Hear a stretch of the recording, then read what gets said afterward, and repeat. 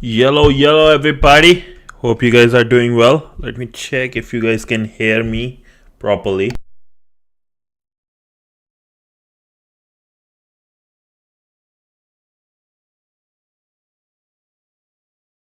Okay, everything looks fine.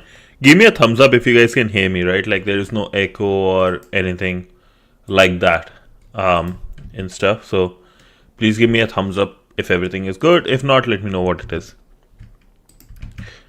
And today I have something special. Sorry, yesterday I could not join.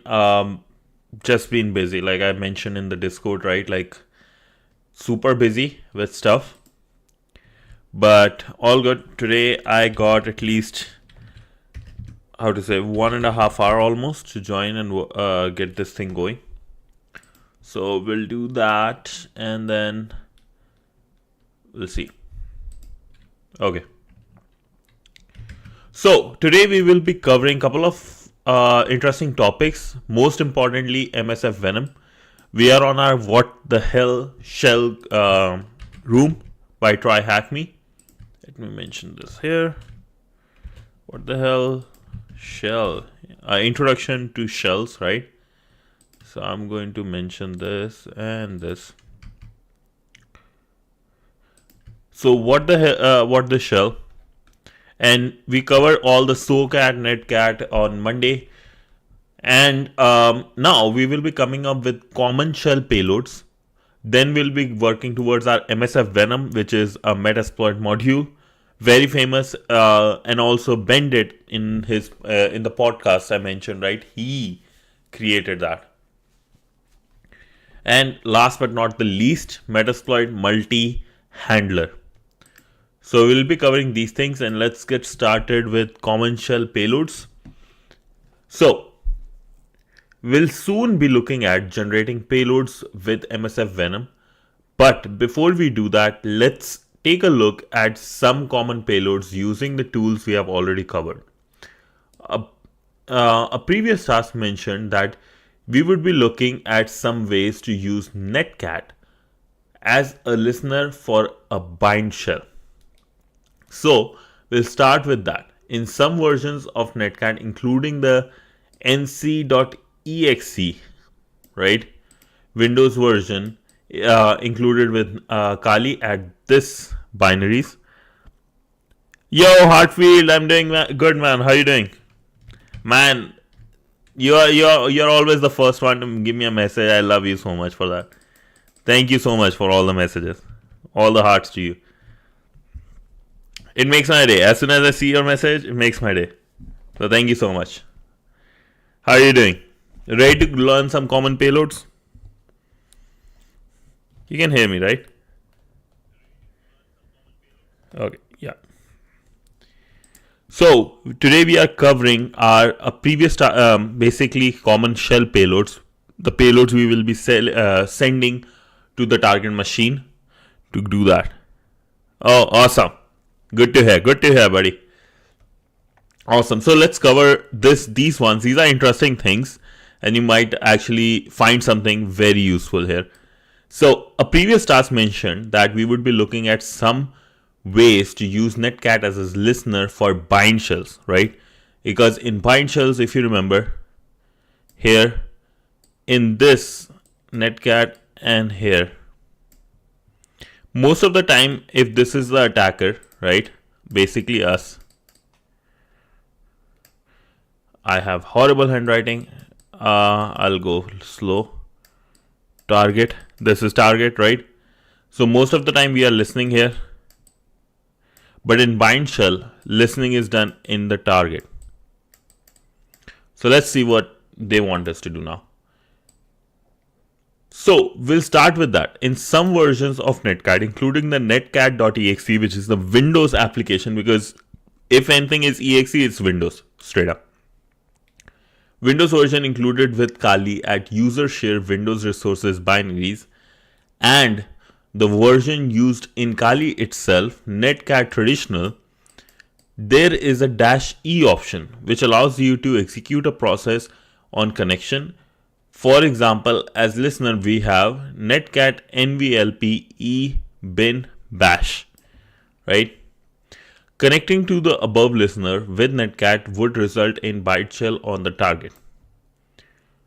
Equally, for a reverse shell connecting back, we will have netcat, right? For reverse shell, this one runs inside the target machine. So we are connecting on this port in this and execute these bash or give them a bash, basically. Bash shell would result in reverse shell on the target. However, this is not included in some or most versions of netcat as it is widely seen to be very insecure. Funny that, huh? Why is that funny? I don't get it. On Windows, anybody gets the idea why is that funny? I have no clue what their sense of humor is talking about. On Windows, where a static binary is nearly always required anyway, this technique will work perfectly. On Linux, however, we would instead use this code to create a listener for a bind shell. Okay, wait, on Windows, there is a static binary nearly always required anyway. This technique will work perfectly. Okay, understandable. On Linux, however, instead use this code to create a listener for a bind shell. Okay, mkfifo temporary in -f netcat with the port number. Interesting. Okay, pin bash. That's actually interesting. I had no idea what this one does. mkfifo, let's see what this does. Makes a first in first out special file with name same as the path name, made or mode, specifies the FIFO's permission. It is modified by the process unmasked in usual ways the permission to create a file. Basically, a special file is similar to a pipe. Oh, okay, this is a similar to a pipe file. Okay, interesting.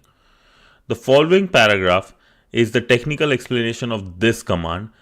It's slightly above the level of this room, so don't worry, it doesn't make much if it doesn't make much sense. For now, the command itself is what matters. Okay. The command first creates a named pipe. What is a named pipe? Introduction to named pipe. One of the fundamental features that makes Linux and other Unixes useful is the pipe. Pipe allows separate processes to communicate without having been designed explicitly to work together. Basically, this thing you see, the one you use for or is called a pipe. It's useful when, let's say, for example, I do a echo, or let's say I did something, right? Let's say I have a file. There is, and I want to find something in this file. What easy way to do is I will say, okay, I want to print all the things of this file, all the characters inside the file using, let's say, cat and the file. Now, technically, this will be printed, but if I do a pipe and I do grep, right? All this will go inside grep. Grep is about, like, let's say, find or get me this. So it will get you that particular, let's say you are looking for a particular word, let's say hack. That's what it will do for you. So interesting thing actually. And I'll just post this link so you guys can also have a look.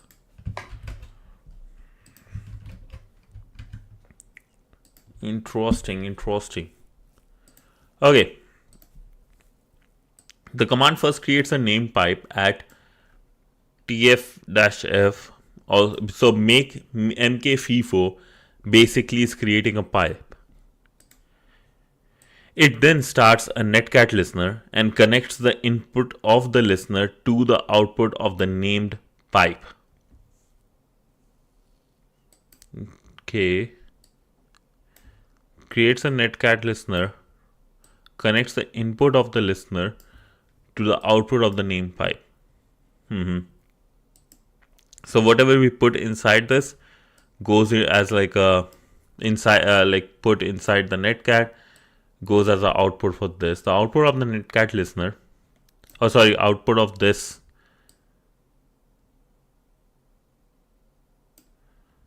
okay, the netcat listener, i.e. the commands we send, then gets piped directly into the SH. Okay, so this is running at the server, right?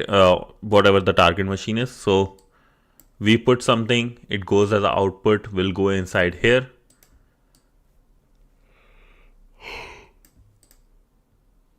The output of the netcat listener, commands we send, then gets piped directly into the SH, sending the stderr, standard error, output stream into standard out, and sending standard out itself into the input of the named pipe, thus completing the circle.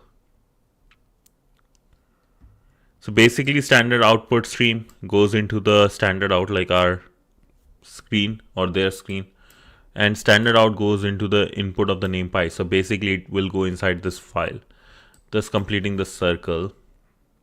And whatever goes inside the file, if you remember, because of this, inside the file becomes the output of the netcat. So that's actually interesting. mk-fee4-f nc this pipe whatever is this into the temporary file, standard error, and then at the end remove this. It's crazy. And this is the whole command, right? From here to this, all the blue section is basically one command. A very similar command can be used to send a netcat reverse shell. Make mk-fee4, then no netcat IP port, same thing, netcat. Okay, what is the difference between, okay, there is no listener here. In this one we are listening as soon as it connects. Here we are sending the information. So this one is basically for reverse shell, because if you see listener, this one was bind shell, right? Which listener is here on the right side, if you see, of this file.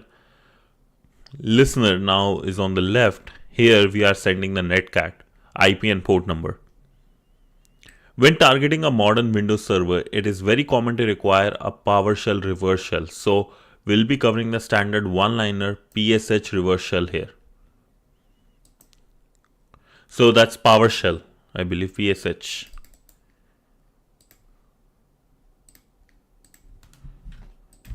Search Windows. Oh my push. Huh? Oh my push. Just like oh my bash, which is a PowerShell.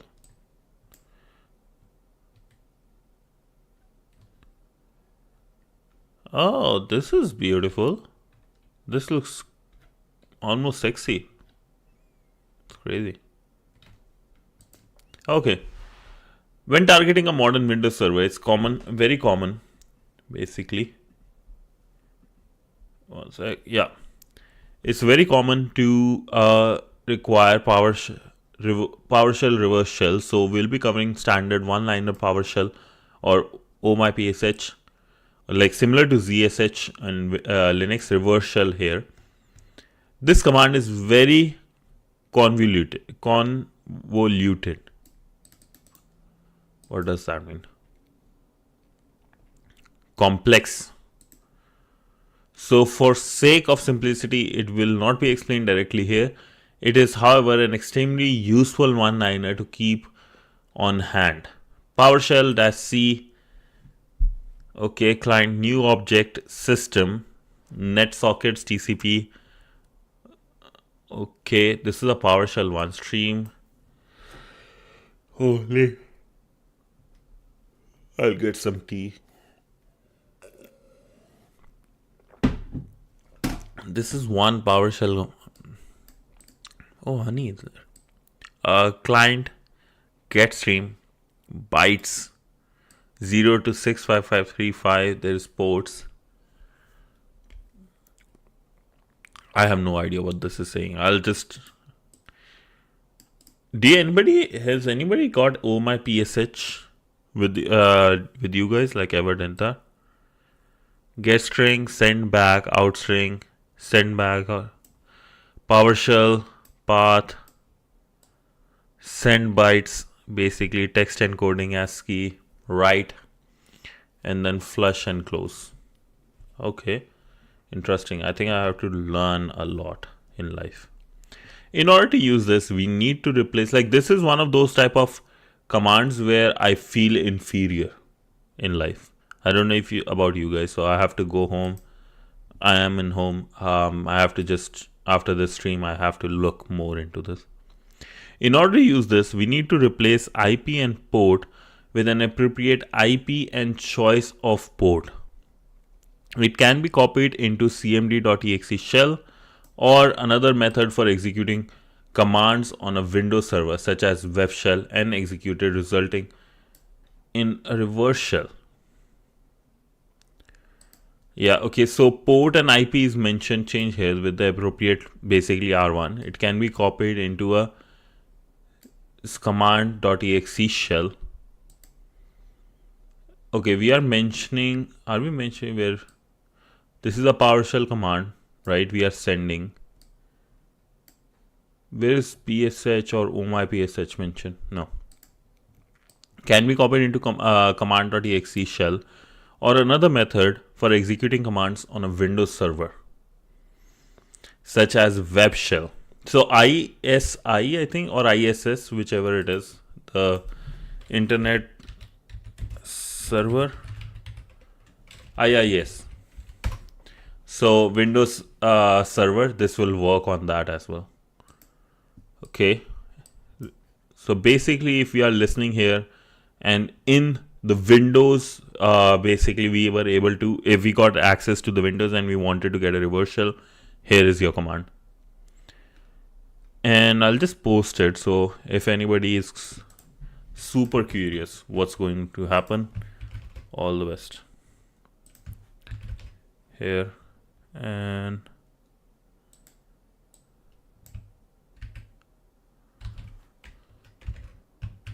this is the second part. Oh, I can't even put the whole line. One sec. Has to be done like this.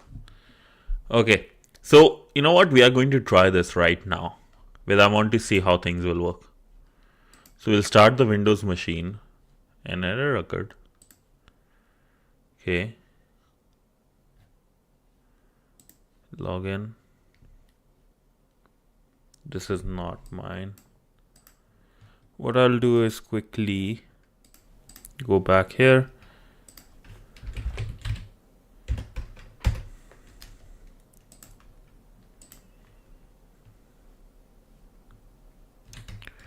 Okay. Sorry, I'm just going to log into this thing because it has the windows have all the wrong ones and old ones which I don't use or are not there.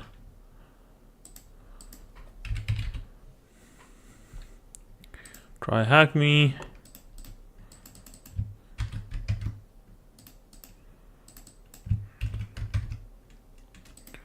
Okay.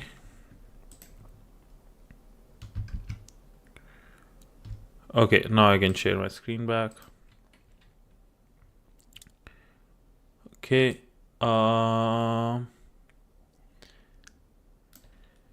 Privilege escalation. Have you guys looked into this junior penetration tester one? But I was wondering if anybody would love to cover this with me. I'll send the link here.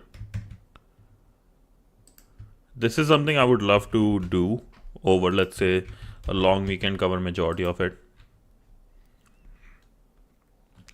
Okay. So we were here at the bottom, Windows practice, start the shell or start the Windows command. And now I have my Kali ready. So I'll get my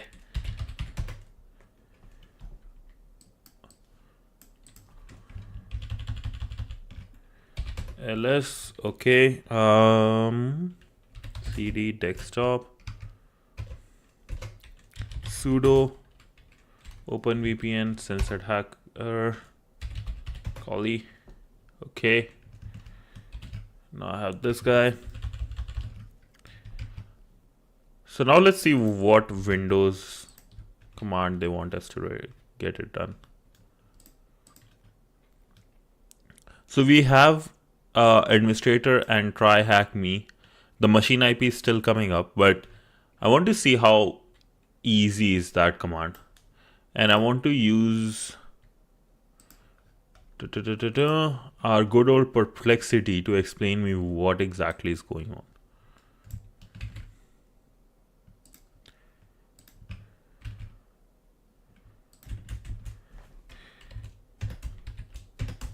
Please explain this command in easy words to a university graduate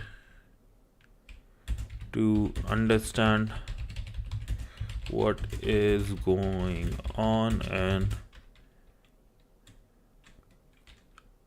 yeah, what's going on basically. Okay, till that, because perplexity, it is a research mode, it will take its good amount of time. What I want, where's TryHackMe? Here. Oh, I am tired. Okay, we have our x3rdp server command. For me, I have x3rdp3, so I'm just going to use that. Hopefully the command is visible to everyone, right?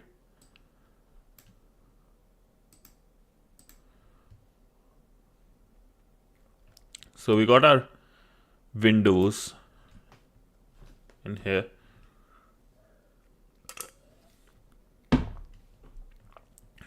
Alrighty. So what the command we are supposed to run should be in CMD or anywhere, even PowerShell. Let's see with CMD what happens. Okay, take your good enough time. Command prompt, yeah.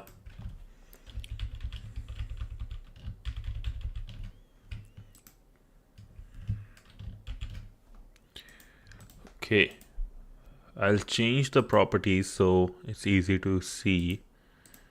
Font, I'll go with 36. Way better to see.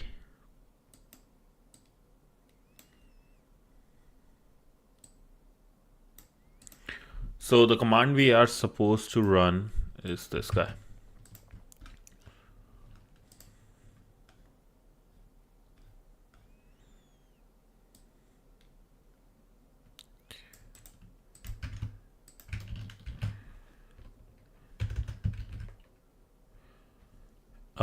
And change the IP. So for IP and everything,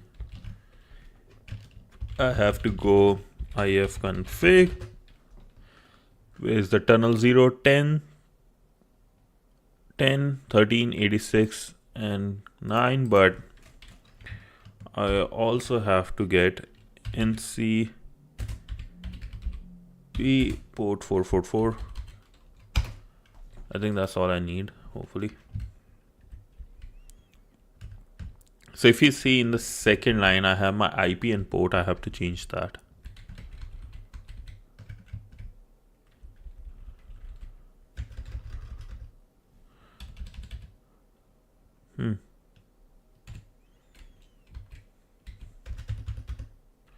So IP is what I copied, 10, 13, 86, and then 4444.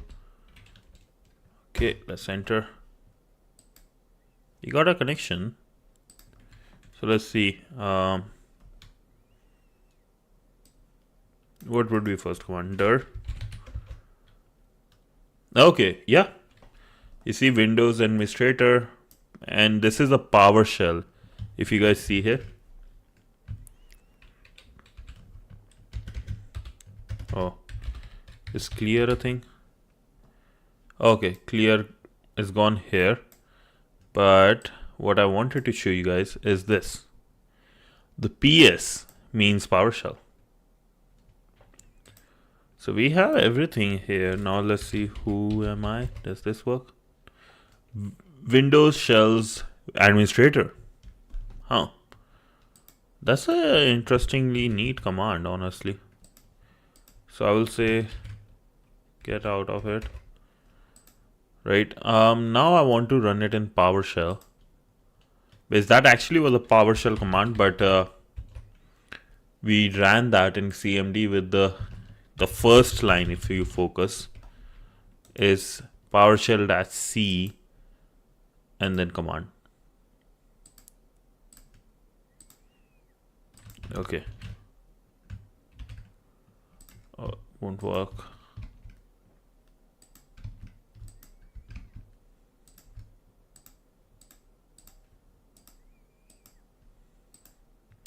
So if you see PowerShell-C, the PowerShell command, just like we do Python-C all the time.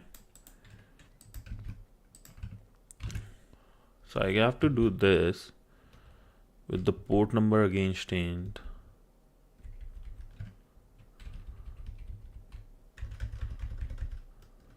Four,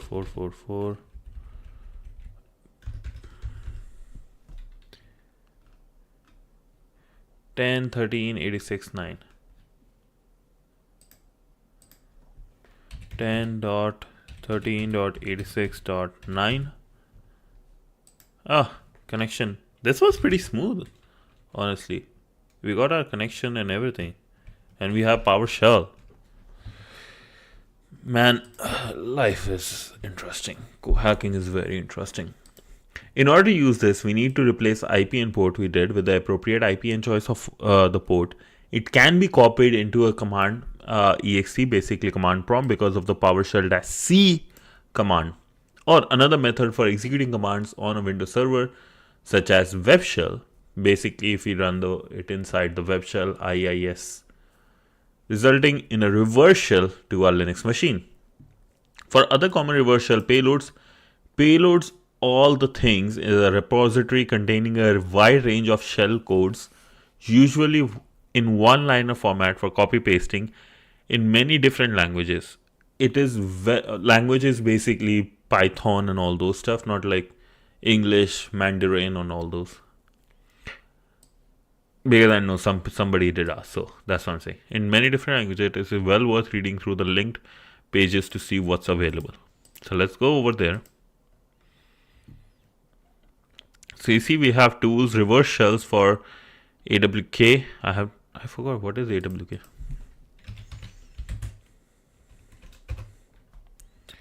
Scripting language for manipulating data and generating reports.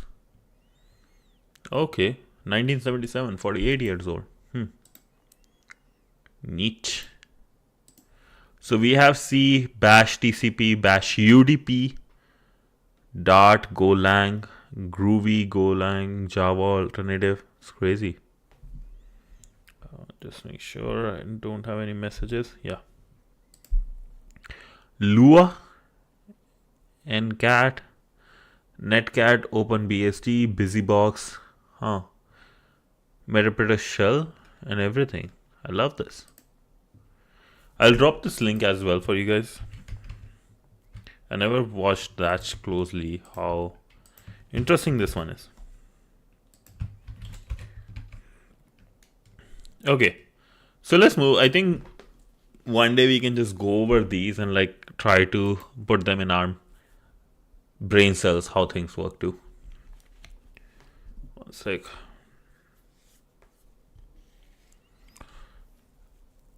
What command can be used to create a named pipe in Linux?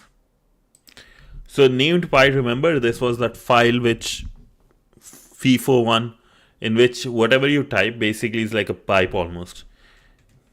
One's input, other's output. So it is make FIFO, first in, first out. There you go. Look through the link payloads, all the things, reverse shell cheat sheet, and familiarize yourself with the languages available. So we'll just do that.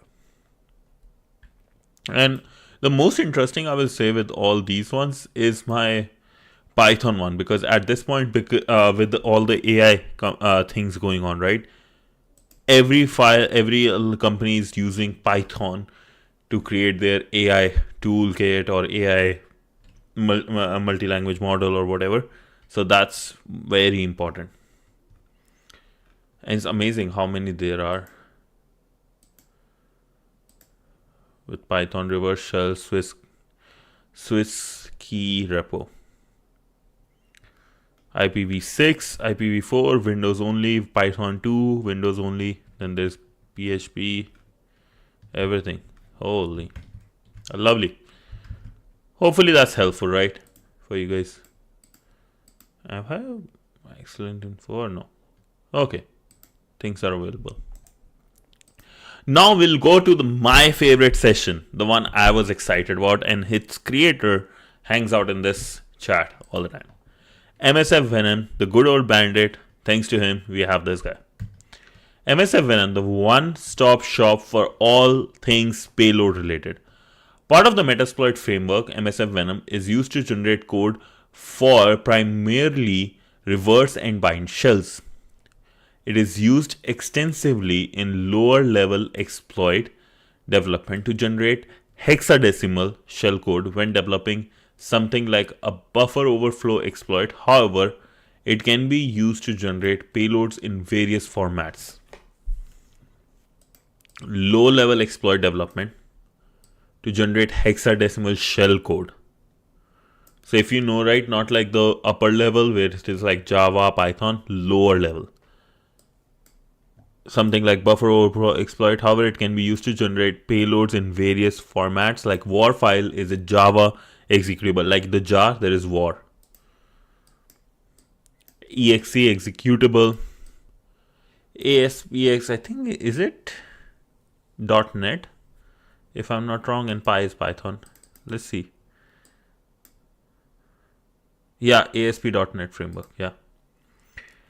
Is this latter function that can that we will be making use in this room. There is more to teach about MSF Venom that could ever be fit in a single room. Let alone a single task. So the following information will be brief introduction to the concept that will prove useful for this room. The standard syntax for MSF Venom is as follows. MSF Venom, P for payload, and the options.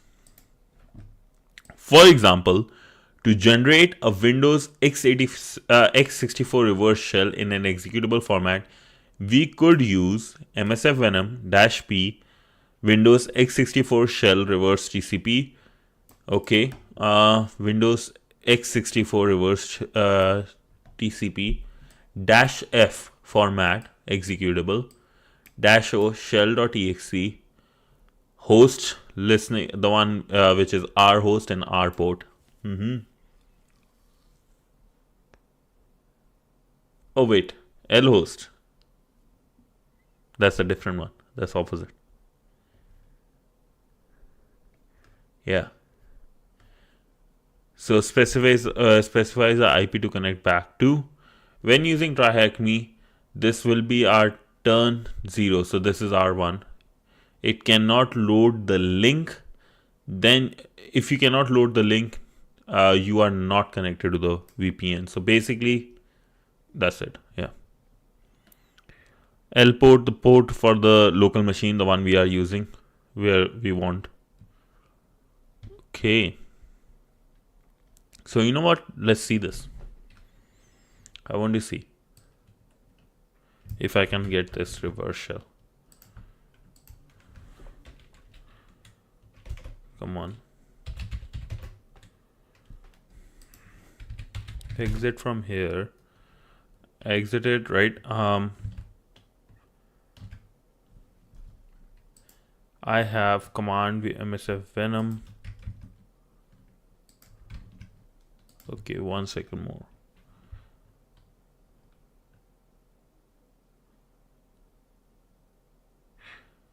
So this will give me the information. This will get me the shell, right? Or executable, I guess. Okay.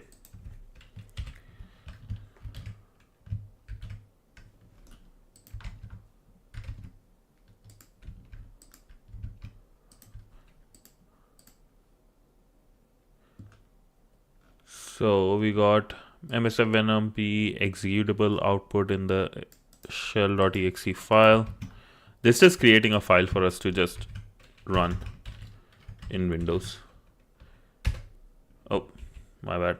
Port will be 4444 and our IP is 10 dot something something something 10.13.86.9. Okay, 10.13.86.9. Let's create. So this should create a shell command for me, or shell executable. You see, shell executable. Now this is what I have to send. So stage versus stageless. Before we go any further, there are two important concepts we must be introduced to: staged reverse shell payloads and stageless reverse shell payloads. Staged payloads are sent in two parts. The first part is called the stager. This is the piece of code which is executed directly on the server itself. It connects back to the waiting listener, but doesn't actually contain any reverse shell code by itself. Instead, it connects to the listener and uses the connection to load the real payload, connecting it directly and preventing it from touching the disk where it could be caught by traditional antivirus solutions. Thus, the payload is split into two parts: a small initial stager, then the bulkier reverse shell code which is downloaded when the stager is activated. Stager payloads requires a special listener, usually Metasploit multi-handler, which we will cover in the next task. Interesting. So basically, to get away from this is how interesting and easy is it. Like, that's how easy it is to get away from antiviruses. So if this is the target,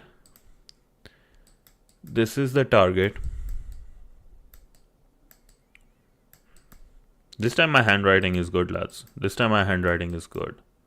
It's sexy. Attacker. So in the attacker versus payload, here I get a stager first. Somehow I send this, right? Like through a web request I do it, right? Like whatever. I send a stager. It connects back to me, basically listening. And I send it the shell.exe. Shell.exe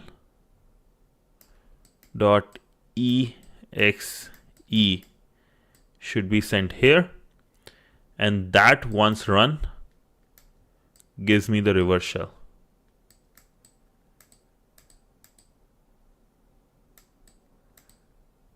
So hopefully that explains and does the job.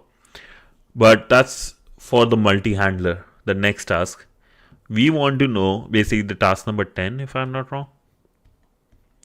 Yep, task 10. What we want to know is the stageless one. Stageless payloads are very common. These are what we have been using up until now. Basically where we send it. Chris, what's up? Good morning, bro. How you doing? How is your day going and how's everything? They are entirely self-contained in that there is one piece of code which when executed sends shell back immediately to the waiting listener. So the one what we are doing is stageless, where we just send the code or the command, right? And it gets us the reverse shell. So basically I will send whatever the payload is or the PowerShell command we ran. Imagine if we ran that, or if we send it to run, that actually is a whole stageless one, and we get that back. I'm doing good. Yeah, I'm doing good too, brother. Thank you so much for asking. Just had a lot of work recently, and yesterday was crazy busy, and still today is. I have meetings, and I just had such a bad neck looking at the screen.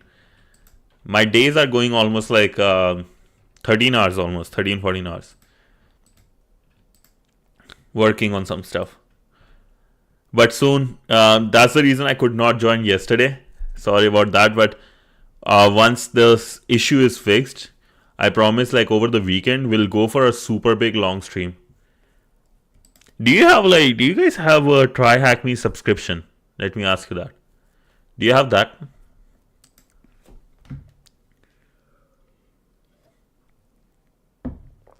Oh, also one thing I'll do, 1 second.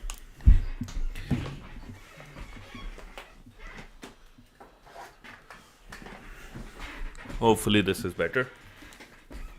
Nope. Okay. And would you like to I want to ask you this. There are a couple of things I want to do with you guys. I'll quickly go over that as well because we covered Stagelet, what it is. So there is one thing called over the wire. Oh, you read this room from the medium, nice. So there is over the wire bandit game. This is about Linux. There are a lot of free games. Basically, these are hacking games, just like what we are doing right now. We have bandit, a bunch of them, right? Either we can do this over the weekend because I want to make up to you guys. I didn't do one yesterday, so I will be doing one on Sunday, my Sunday, so your guys' Sunday night, right? Either we can do this. These are war games. Here, I'll post the link. Let me know if you like these things. There is this one. There is TryHackMe penetration testing, PT Junior Pen Tester. TryHackMe. There is this certification they launched recently. We can cover this, a lot of this part.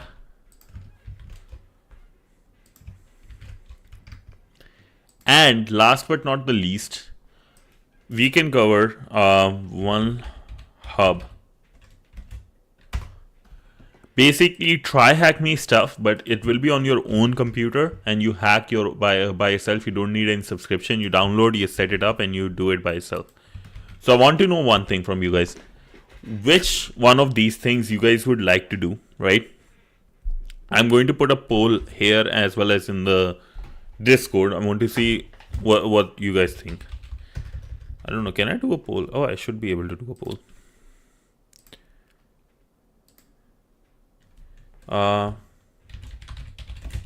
Sunday special. Basically, over the wire. Or you want one hub or TryHackMe pen tester cert. Which one do you guys want? Let me know. And even on Twitch, I will start this.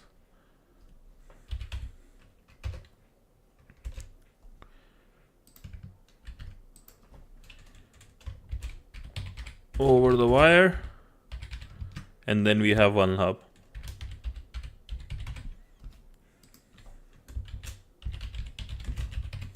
Please let me know. This will help me, right? Do things the way you guys want me to do.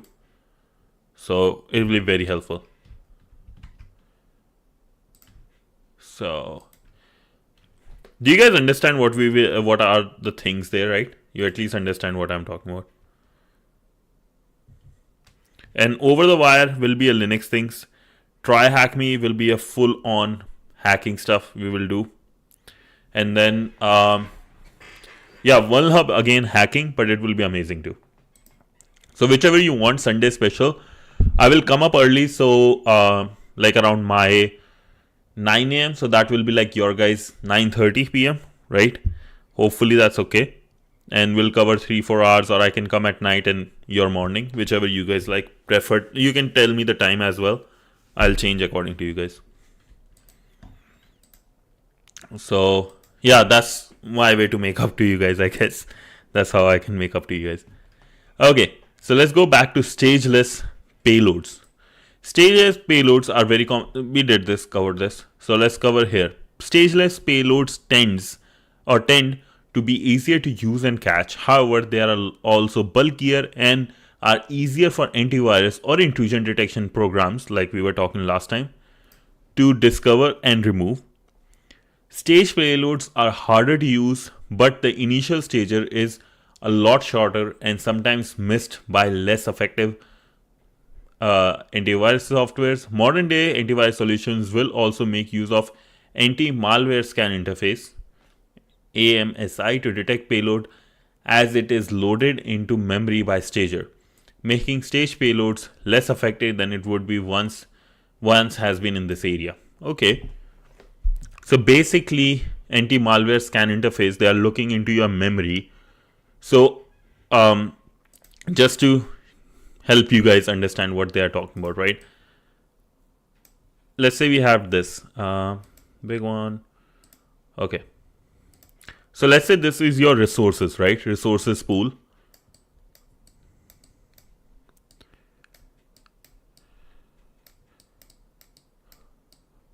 In your computer, right? Basically your PC.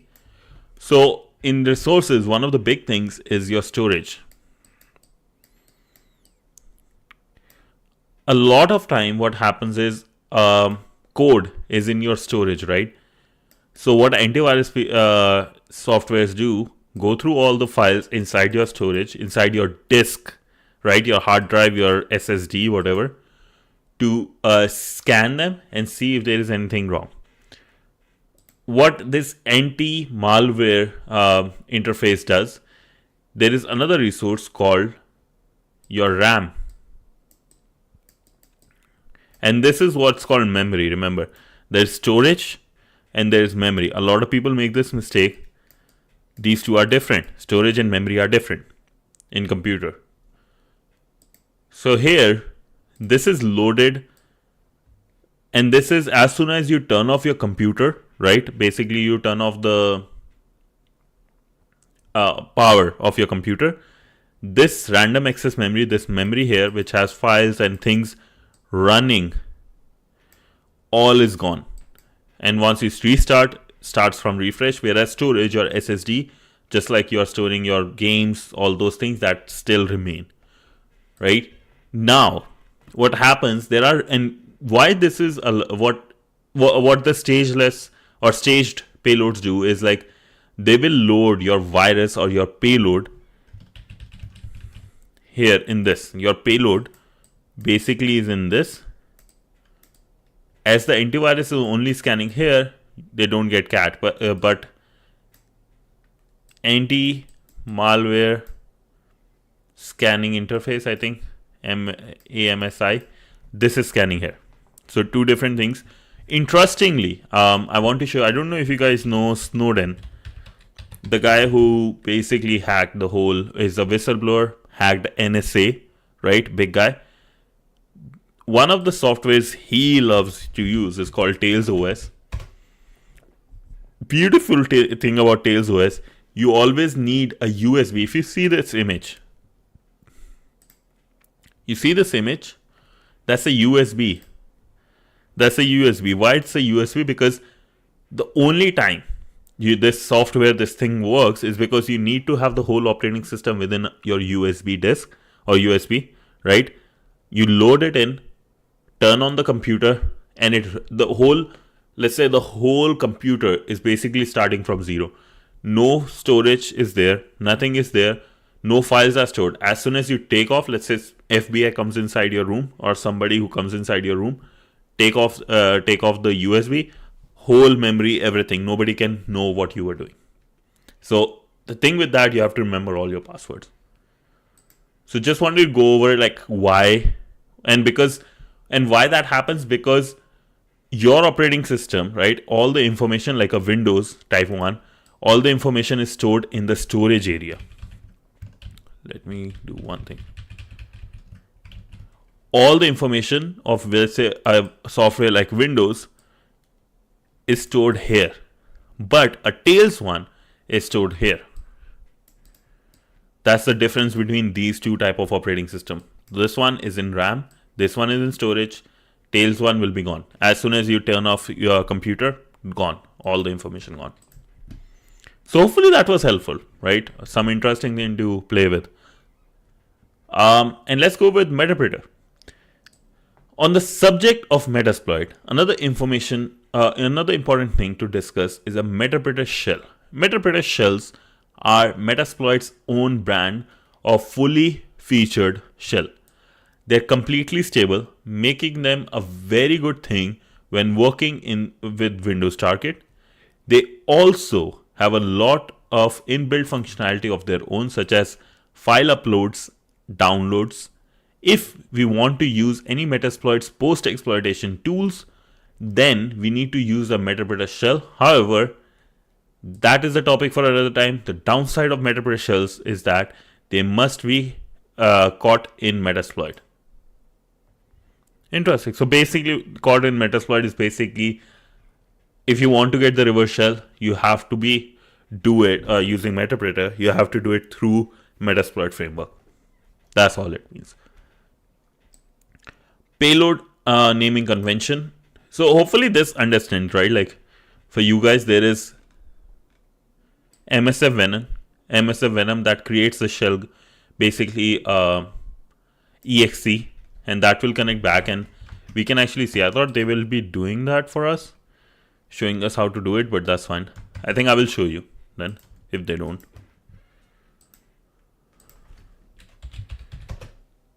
So we got our shell.exe, right? What I will do is, let's say I want to start a HTTP server, Python 3 HTTP server. My server is here, and I want to get a wget file. So I'll go with PowerShell. So we have PowerShell, right? I just want to know the wget command for PowerShell.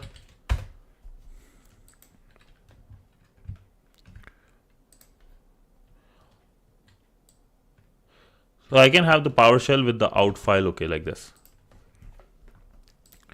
So wget, I think this was 10.13.86. This is my IP for this system, right?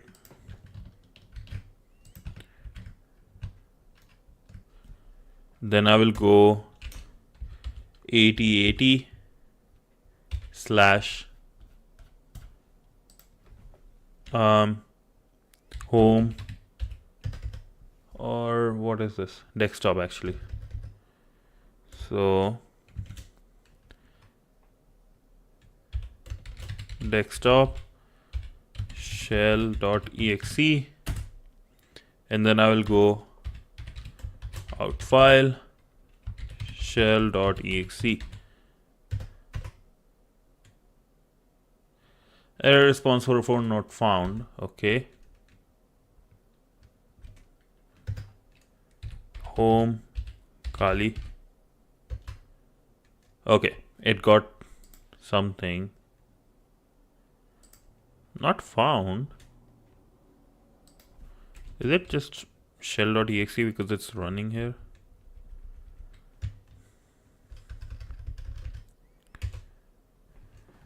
Okay, so what I did here, let me hide my face for a second.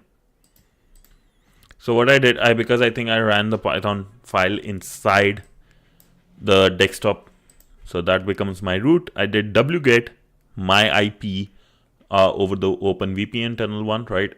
Tunnel 0, and then 8080 port shell.exe out file. Now I can stop my HTTP server on the system, and I just need to start my netcat listening port, right?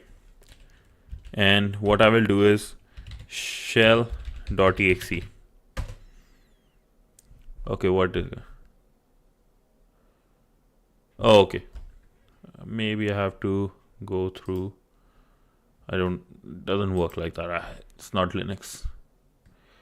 So, where you at, bro? This PC, local user, administrator, shell.exe. You see here, as soon as I ran this command, I got the shell. So now I can do, let's say, oh, that won't work. Dir. No? What's going on? Why it's not working?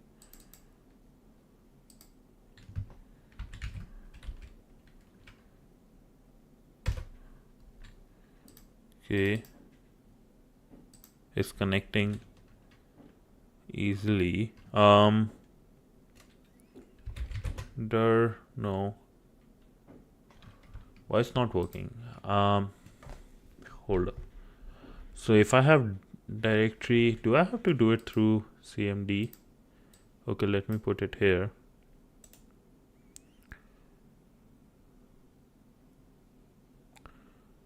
Okay, what if I do through command prompt or dir actually? cd desktop dir shell.exe.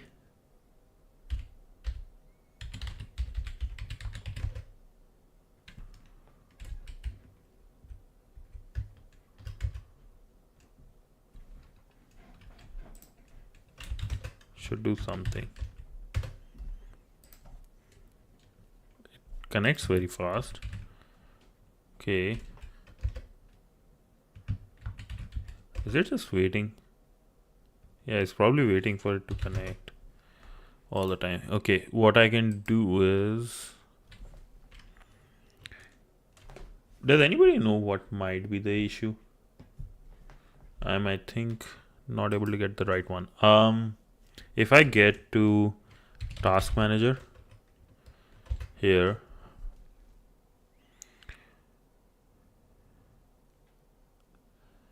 Amazon blah blah blah shell.exe. Damn, using a lot of memory. End task or CPU I meant. End task. Okay, on the left we can see that ended. Okay, so I'll run this again with here.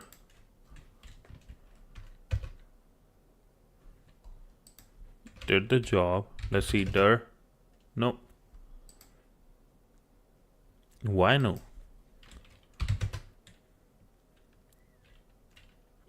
Shell.exe it's running, but it's not doing the job I want.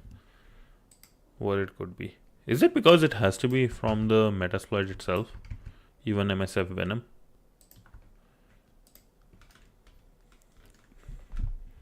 Okay, so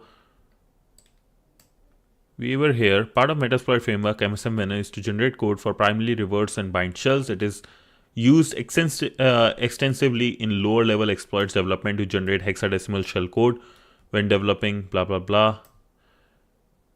It's this latter function that will be making use of this room. There is more to teach about MSF Venom that would ever be fit in a single room, let alone in a single task. So the following information is a brief introduction to the concept that will prove useful for this room. Standard syntax is basically payload and options. We did that, right? x64 shell reverse TCP, executable shell.exe, our port and IP, which is working fine. So maybe what I can do is quickly go to TryHackMe MSF Venom or Metasploit.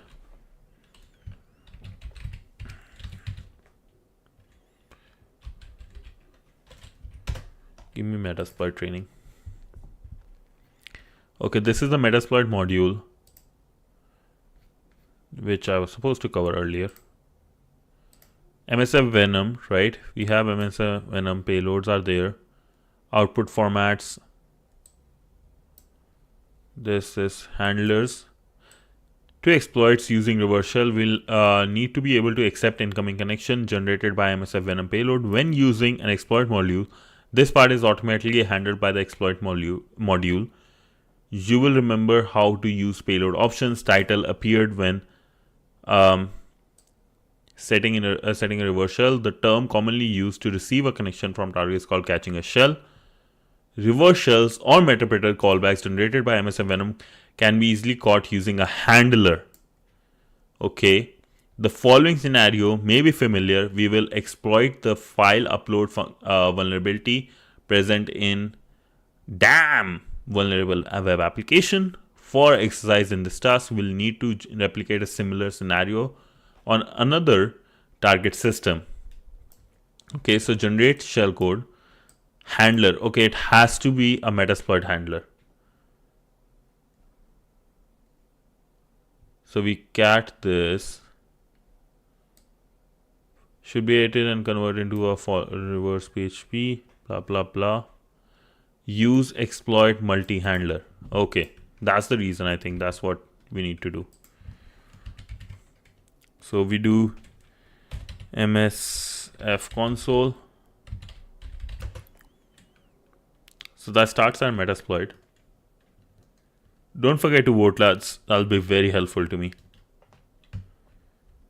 to understand what you guys would like me to do next. Use, what was the command? Exploit multi-handler.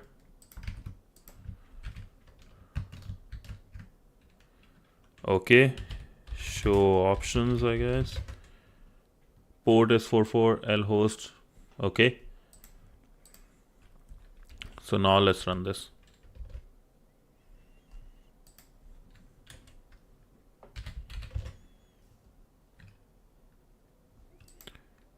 Okay, L host is set L host 10.13.86.9 if I'm not wrong.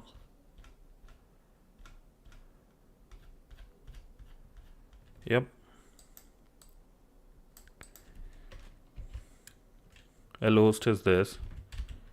Run. Okay.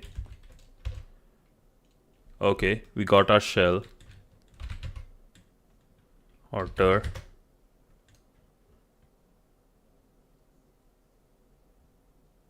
Command shell session 1 closed.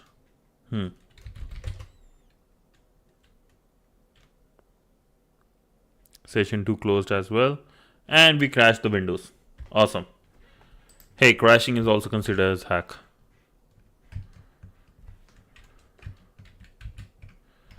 Okay, let's see. Dude, cancel.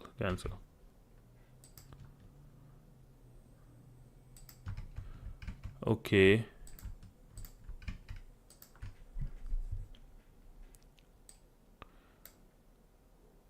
Set this, set payload, set. Okay, set the payload as well. Show options, run, handler. Okay, so maybe in the next stage we will have that because they are going to talk about MSF multi-handler. Okay, all good. Let's move forward as we have less time today. So payload naming conventions. Yeah. When working with MSF Venom, it's important to understand how the naming system works. The basic convention is as follows. Operating system, architecture, basically x84, x86 or x64, and then the payload type. For example, we have Linux, x64, shell reverse TCP. This would generate a stageless reverse shell for x86 Linux target. The exception to this convention is Windows 32-bit targets. For these, the architecture is not specified. Interesting. So it will be basically Windows shell reverse TCP. And I will share my beautiful face in a second here. Okay. You guys can see me, right? I forgot to start doing that. For 64-bit Windows target, the architecture would be specified as normal x64. Let's break the payload session down a little further. Okay. In the above example, the payload used was shell reverse TCP. This indicates that it was a stageless payload. How? Because of the underscores. Stageless payloads are denoted with underscores. The stage 1 equivalent are based on backslash or forward slash. So shell reverse TCP as stage payloads are denoted by the forward slash. We read this actually when we were doing the Metasploit. The rule also applies to Metapredator payloads. A Windows 64-bit stage Metapredator payload will look like this. Windows x64 Metapredator reverse TCP. Okay. Basically, this is a Metapredator and reverse, so basically a stageless payload. x64 a Linux 36-bit stageless Metapredator payload would look like Linux x86. Why x86? 64-bit. It should be 86-bit, right? Not 32-bit. Metapredator reverse TCP. Oh, wait. Oh, because here, between Metapredator and reverse shell, not about like the whole thing. Okay. Got it. Aside from the MSF console man page, the other important thing to note when working with MSF Venom is MSF Venom list payloads. This can be used to list all available payloads, which can then be piped into grep to search for a specific set of payloads. For example, list of all available payloads. So MSF Venom list payloads grep Linux x64 Metapredator. So we get like bind. These are all staged ones. So bind IPv6 TCP bind. Okay, all these. Find tag reverse TCP HTTP. Okay. And inject stage. This is stageless. Okay. This gives us a full set full set of Linux Metapredator payloads for 32-bit targets. I don't get it. Why it's saying 32 when it's like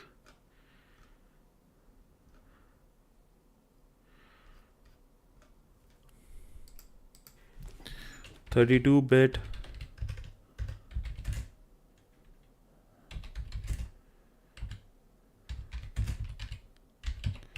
I'm not the best with these things. So x86 started with a 16-bit instruction set for 16-bit processors. The 8086 and 8084 processor when extended to 32-bit instructions. Okay. Architecture, bits, different things. My bad. And now can be extended to 64-bit instruction set with 64-bit processors. So 32-bit instructions is x86 architecture. 32-bit processors capable of running 86 instruction sets. Okay. Hola, Bandit, what's up? Yo, we needed you today. I needed actually a quick, so everyone who don't know, MSF Venom is this guy's creation. This guy is the OG, right? Do give him a follow. His Twitter is also Bandit, but with a 0 at the end. Bandit, quick question for you. And I know first thing you are going to say is Tmux, so yes, I should have downloaded it, too busy. Even like I have a meeting in 6 minutes starting. So I want to complete this task as at least. What I want to know, right, is this like Metasploit, I created this shell one. Yes, where is Tmux? Yes, I know.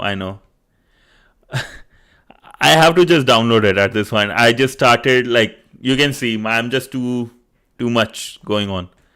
Once the application starts working on the server back, life will be good. Sudo apt install Tmux done. I know. Let's do that. I should have done this before. So sudo apt install tmux kali. Okay, but this is done. But let's look at this. I have shell.exe, right? I created using msf venom. Where is this?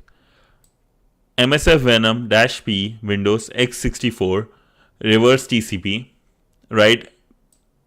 Format executable shell.exe. I change my oh, here it is. This is my host and port, right? When I try to run this in with the Windows one, in the Windows I did like shell.exe. I just clicked that and then I went to command prompt also and ran shell.exe. I get like the shell back, but I'm not able to run ls or dir. I even tried with the Metasploit, but this is what's happening. What am I doing wrong?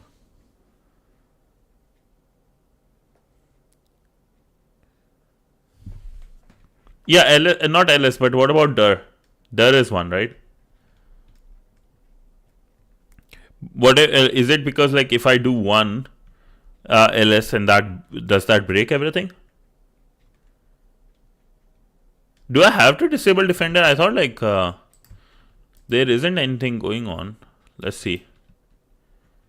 So if I have this, I'll go back here.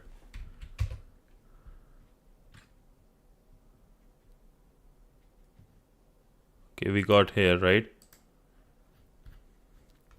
And one more thing I wanted to confirm.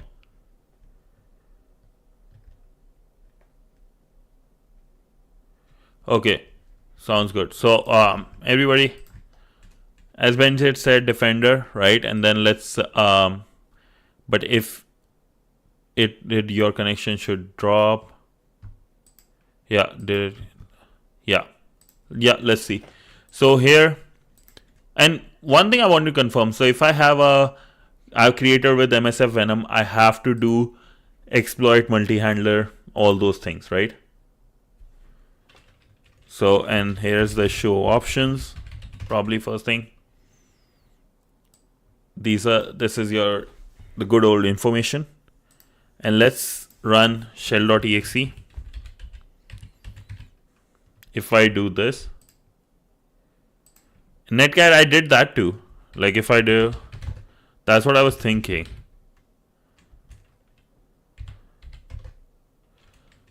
So I did that too. I was doing this netcat nvlp. For Metapredator, you will use it, right? We don't need Metapredator. Okay, I did this.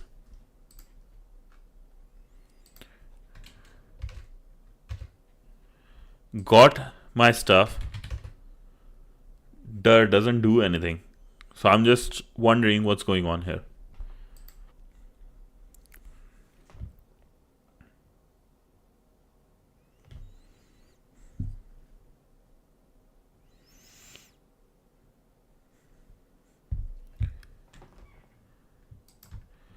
So what is going wrong?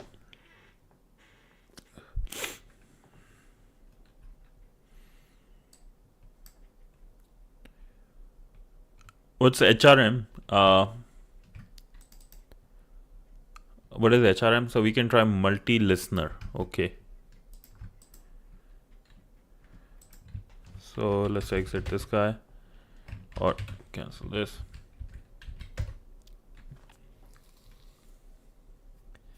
Okay.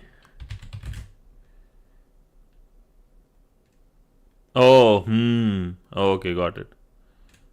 I didn't type that use. Did I type that?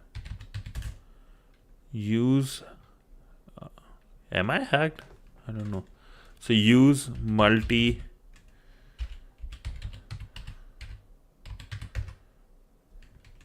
What is the handler? Okay, handler.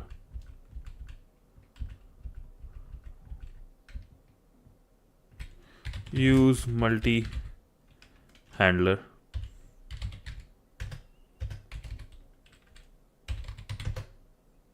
So we have this show options.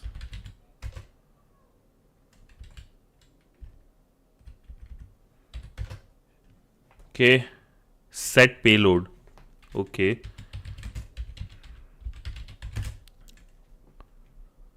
Generic shell reverse TCP. The same one the the exe is using. Okay. Windows X.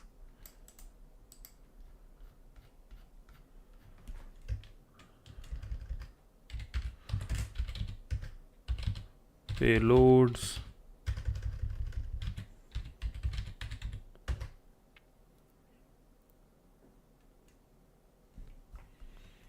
So I will say use or set payload.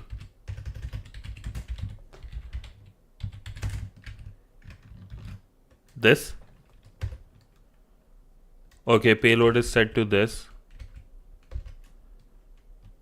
L host I have to set up, I guess.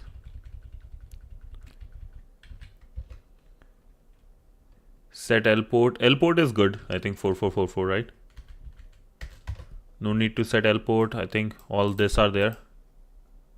Okay, so now just run, I guess. Run.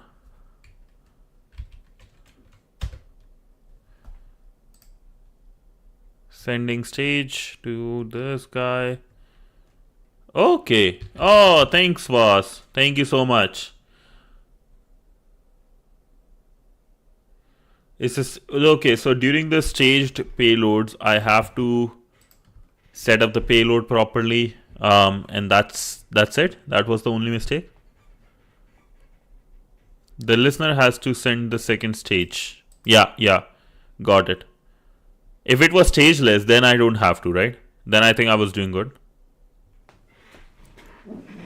Then it would be like basically using netcat. I don't think even Metasploit is required in that case. Stageless, yes, just NC listener. Got it. Sweet. Thank you so much, man. You saved my day. I was just so confused. What's going on? Okay. Alrighty. So a big thanks to Bandit, right? Everybody, give him a big thank you. That'll be very. I like it when if somebody is like these, unless it's Metapreter, because the Metapreter uses a custom protocol. It uses its own protocol, like HTTP, and then there is Metapreter protocol. That's interesting. Metapreter protocol. Attack payload that provides. Oh, okay. I had no idea. It uses its own protocol. I thought it was using the same things we all do. Okay.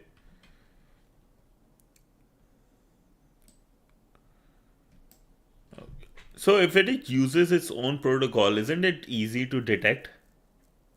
Or is it just hides itself under HTTP and HTTPS communication? Interesting. Interesting stuff.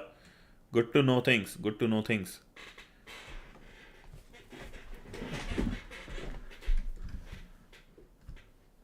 It hides under encrypted channels. Yeah, basically like HTTPS and all those types. So with encryption, it doesn't. Okay.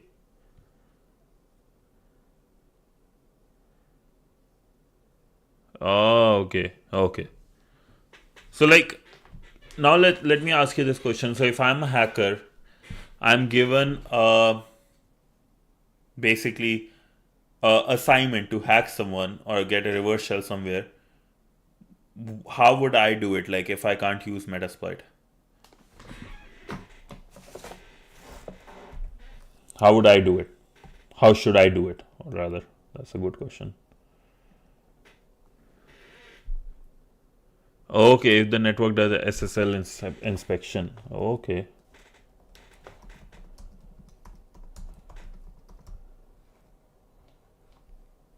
Okay. So like how would you do it then? Like if, my question would be then how would you do it? If everything like I'm learning right now is detectable, what? Oh, I would use something else. Okay, like actually paid type of stuff. Okay, I see. It's interesting. Actually, I wanted to Whenever we think of Cobalt Strike, the first thing that reminds me of our C2 server. Oh, build my own. Oh, okay. How hard it is to build my own protocol then? Has anyone built their own protocol? Like, have you built your own protocol? Like, and how does that work? Like, the other computer or other system you're trying to hack also needs to learn that, right?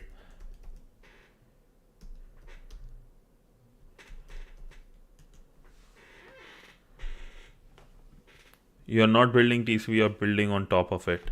Oh, okay. Got it. I see. Interesting. And give me 1 sec. I have to look into one thing. What's going on? Okay. But the design. So, do you have any? Okay, I think this is like another whole big session, right? To learn how to build a protocol on top of it. Oh, okay. So you want like you want something that is easy to like use for others. Like more like a plugin type thing, right? Plugin process or it's like something versatile. I think that's the word.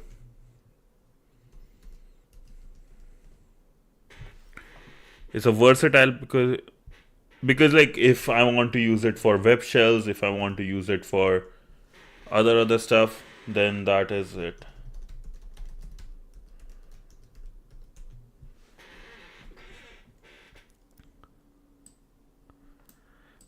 That is, you want to use it over a side channel like Twitter and Google Docs. Oh, okay, just like there was a.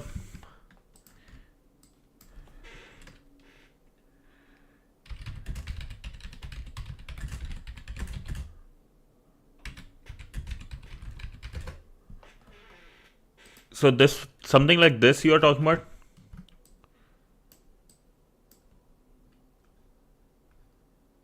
So I think it was Lizardrus group or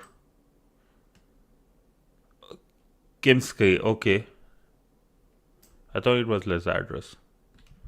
So they used basically so anyone who doesn't know, they used basically Metasploit framework. Oh, sorry, not Metasploit. My bad. They used Facebook Messenger to give commands and connections to, or like basic commands to the system.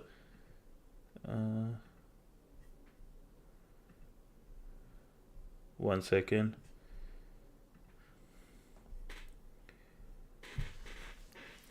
You could wrap your protocol in steganography even and use an image service as oh wow. Have you done that? Like hiding your protocol inside a image? Have you done that before or ever? That's actually crazy. Like I want to try these things. It wouldn't be any different. Oh, okay. Interesting. Sorry, I'm just looking at one thing on the side. I got like a message. Personal message. So I'm just looking on that on the side.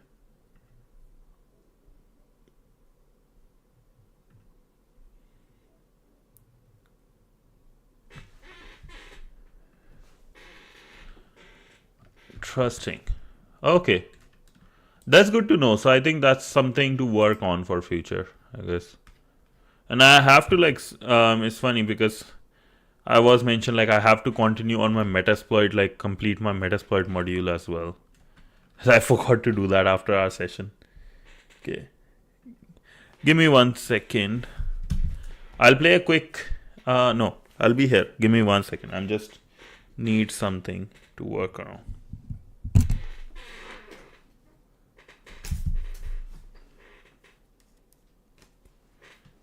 I just need to make sure something is working. But I have to reply to this guy. It's a work call I got, so it was supposed to be a meeting right now, but that's fine, I guess. Hold up, everybody. I'm so sorry. Give me like 1 minute and I should be good.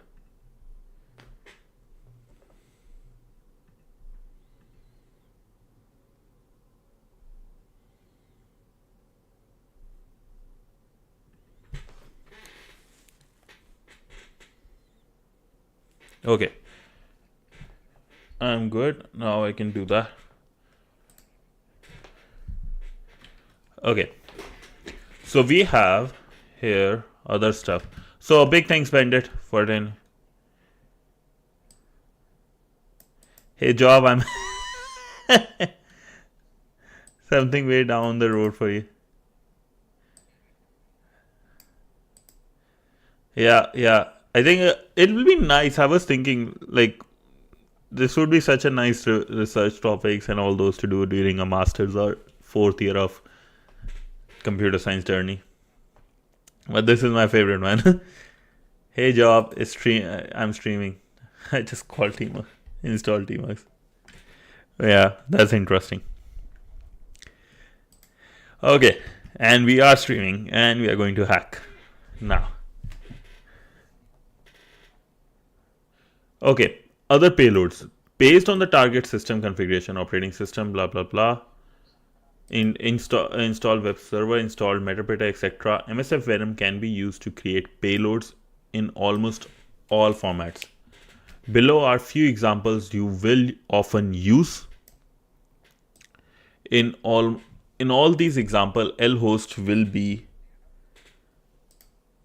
IP address of your attacking machine, and lport will be the port on which your handler will listen. Linux executable and linkable format elf. MSF Venom -p basically the payload. Linux x86 p is payload, right, or not protocol?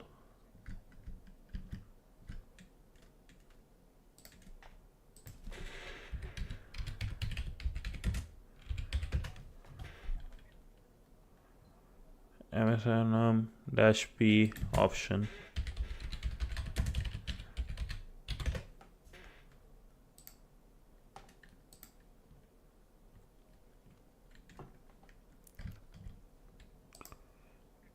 P is payload. Okay. P is about payload.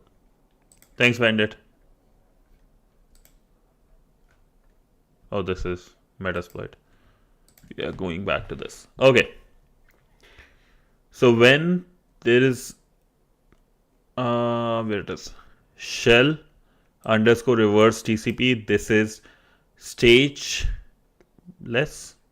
and this one is staged. I have to remember this. Stageless payloads are denoted. Yeah, this is stageless and this is staged. Okay. Aside from the MSF console man page, the other thing that is important to note when working with MSF Venom is the MSF Venom list. We did that and we got the whole list. Generate a staged reverse shell for 64-bit Windows target in a exe format using TryHackMe tunnel IP address and choose. Okay, we did this. Right, with the MSF Venom -p Windows x64 reverse TCP shell, and then our lport, rport, or lport host. That's how we do it, right? So that command is just here. So I'm just going to see.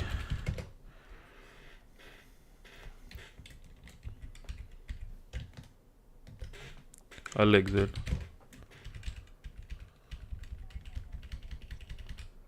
Okay, this is the one. Reverse TCP, shell reverse TCP. Okay. An output file. That's what I meant. Okay.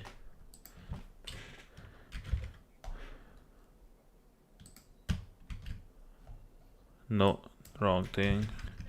Didn't copy it.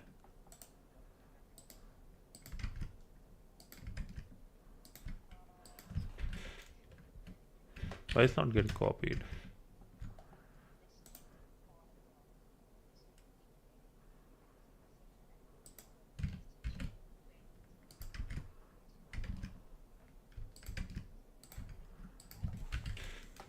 Okay, never mind. I'll just copy from the here. This is the guy.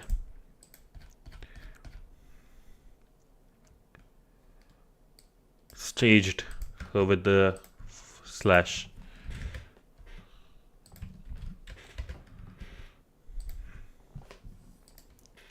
Which symbol is used to show that the shell is stageless? Underscore? No?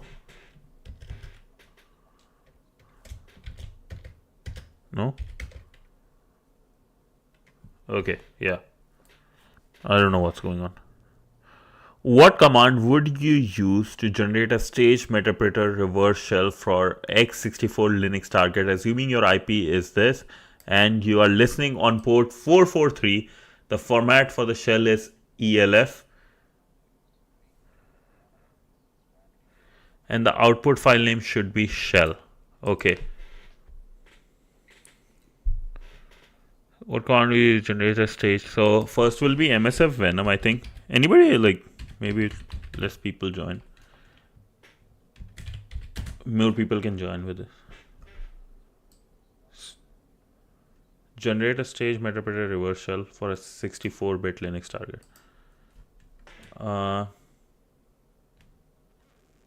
Linux. First is the operating system, then the architecture. So 64 is basically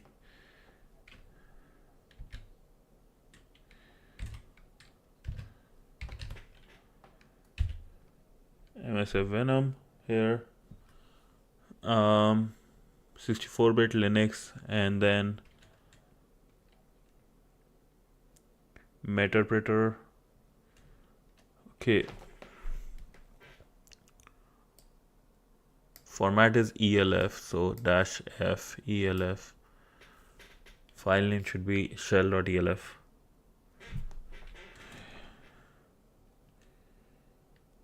Elf is the Lord of the Rings kind. Oh, really? Elf is Lords of the Ring. Huh. Ah, interesting. Oh, nice, nice. I had no idea about this. Damn.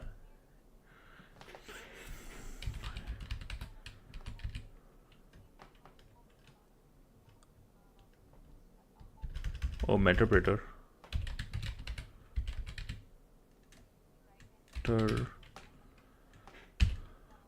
And then I'm getting a reverse shell over TCP dash format should be ELF. Output should be shell.elf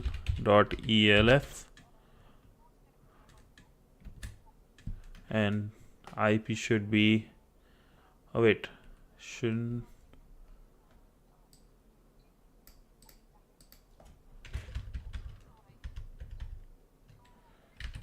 shell port 443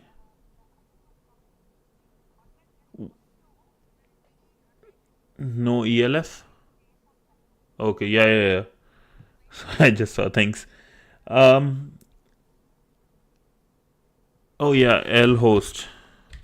Thank you, bro. Thank you, Bandit. Thank you. And then 10.10.10.5.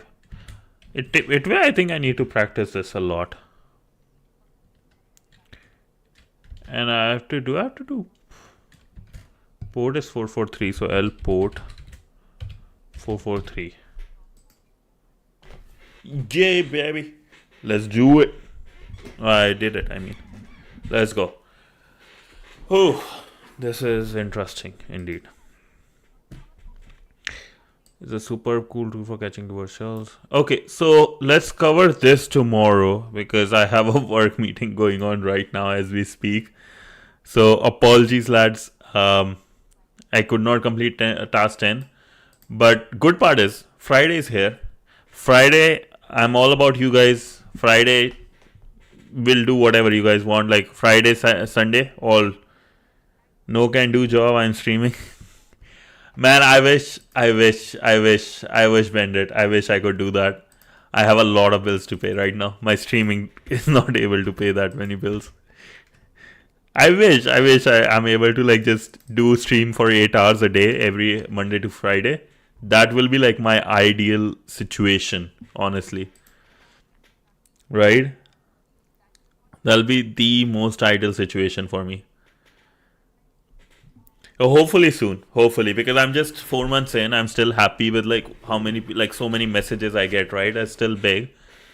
Um, so yeah, that's all I can say. And for everyone, right, let me know what is the poll you, whatever you want for the, I think poll, right? Like we had TryHackMe pen tester certificate. We can look into over the wire or OneHub.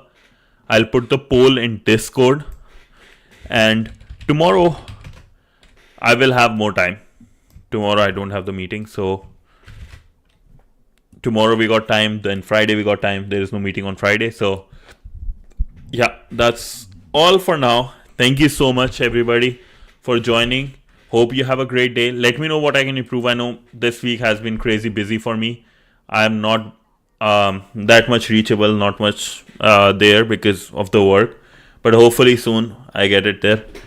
But yeah, that's all, everybody. Thank you so much. Have a great day, and I'll see you guys tomorrow. Till then, thank you.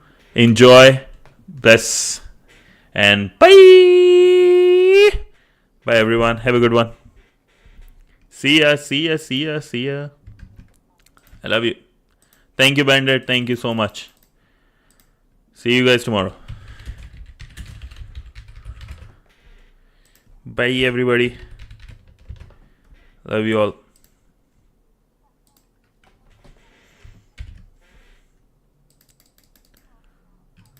Thank you. Thank you. Thank you.